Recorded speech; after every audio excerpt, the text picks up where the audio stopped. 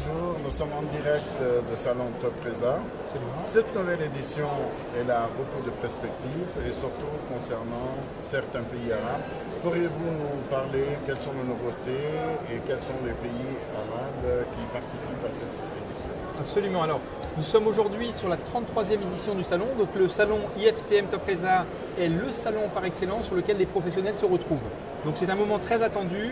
Nous avons aujourd'hui 1150 exposants présents sur ce salon avec une perspective effectivement de rencontres professionnelles très importante.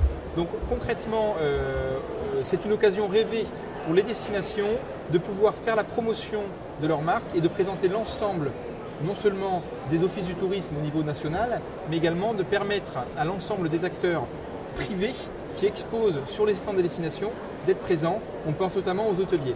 Alors il est vrai que cette année a été particulièrement une année, on va dire, entre guillemets, chaotique pour un certain nombre de destinations et une attente très forte de ce rendez-vous pour justement pouvoir renouer avec les professionnels, notamment les acteurs de la distribution multicanale, que ce soit pour la production, pour les agences de voyage, pour l'événementiel, de pouvoir renouer avec l'ensemble des acteurs qui sont susceptibles de vendre et de distribuer votre destination quand vous êtes un exposant sur ce salon. Je profite, vous êtes le directeur de ce salon.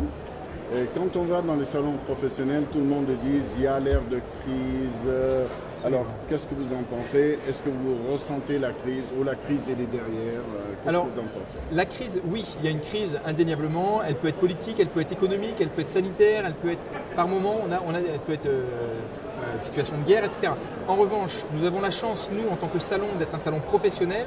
Et comme tous les événements professionnels, nous n'avons pas l'impact immédiat du grand public.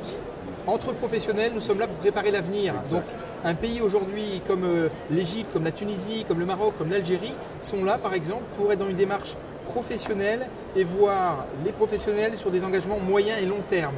Donc, on n'est pas sur une démarche grand public où on distribue un prospectus sur la destination avec des voyageurs en tête-à-tête ou en one-to-one.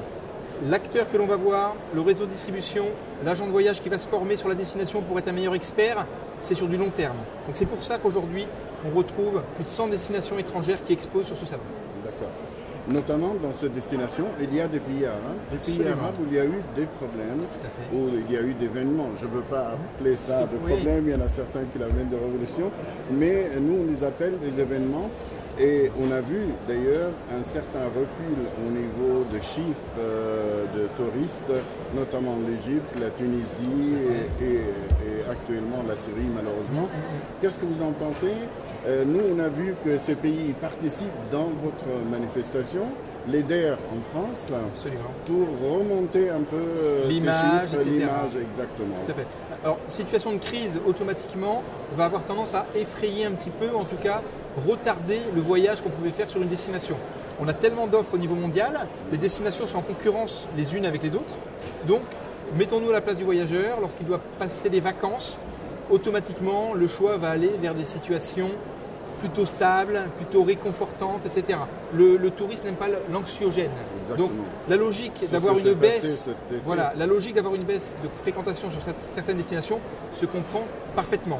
En revanche, il est vrai que la manière dont aujourd'hui les professionnels et beaucoup de pays arabes sont dans ce côté très professionnel avec des équipes au niveau des offices nationaux qui sont vraiment maintenant dans une démarche de communication positive et entre guillemets réelle de ce qui se passe pour entre guillemets apporter de la rassurance. Il faut amener de la rassurance, donc toute occasion de communication pour expliquer réellement ce qui se passe dans le pays et offrir des perspectives de stabilité sont bonnes à prendre et le salon IFTM Topresa est particulièrement fait pour ce genre de choses aussi. D'accord. La destination des pays arabes pour les Français, c'est une destination numéro 1 pratiquement. Absolument. La France, elle était touchée et votre salon, il peut maintenant remonter un peu et expliquer que dans ces pays, tout va bien. Et le tourisme, il doit revenir. Tout à fait. Alors le tourisme doit revenir, c'est très important.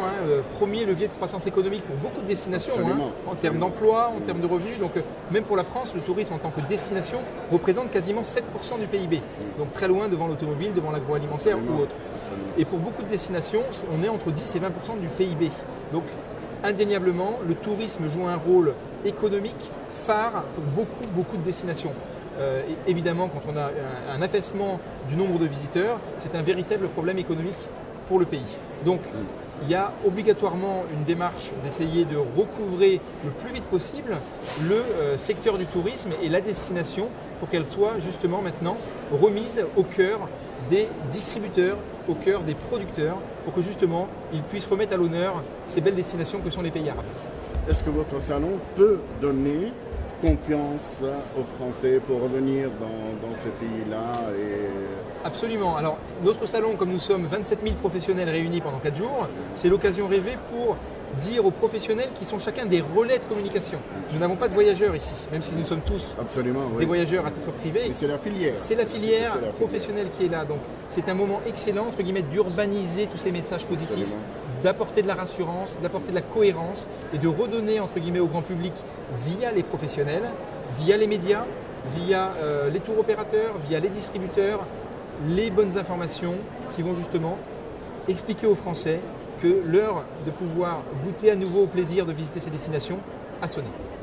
Est-ce qu'il y a beaucoup d'institutions au niveau des pays arabes qui viennent ici pour justement promouvoir les destinations de pays arabes?